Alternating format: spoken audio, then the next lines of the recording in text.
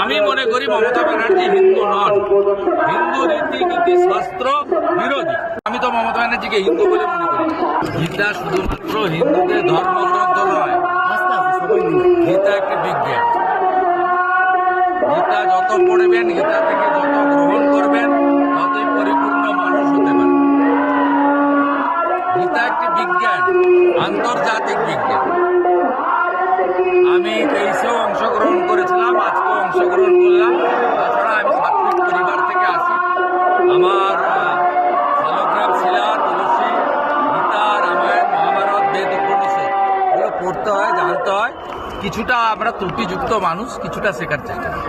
শুভেন্দুদা, তৃণমূল কংগ্রেস তারা বলছে এটাও নাকি রাজনীতির একটা অংশ। গীতা পাঠের মধ্যেও নাকি বিজেপির রাজনীতি আছে, এটা তাদের বক্তব্য। আয়োজকরা তো বলেছিলেন যে মুখ্যমন্ত্রীকেও আমন্ত্রণ করেছেন। মুখ্যমন্ত্রী না এসে প্রমাণ করলেন তিনি প্রকৃত হিন্দু নন। আয়োজকরা বলতে পারবে কেন আমন্ত্রণ করেছিল। আমি তো মমতা ব্যানার্জিকে হিন্দু বলে মনে করি।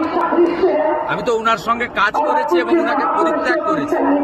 হিন্দু বাড়ির ছেলে হিসাবে পরিত্যাগ করেছি, কারণ তিনি সীমাহীন দূষণ, হিন্দু ধর্মকে কালচারাল প্রোগ্রামে পরিণত করা, পিতৃপক্ষে পুজো উদ্বোধনে যাওয়া এবং মহাকুম্ভকে বলা থেকে, হিন্দু ধর্মকে গন্ধা ধর্ম বলা থেকে, রাম মন্দির বিরুদ্ধে মিছিল বের করানো থেকে শুরু করে হিন্দুদের আঘাত দেওয়ার জন্য যা যা করার তিনি করেছেন, তার পুলিশ মন্ত্রিত্বে মা কালীকে প্রিজন ভ্যানে উঠতে হয়েছে।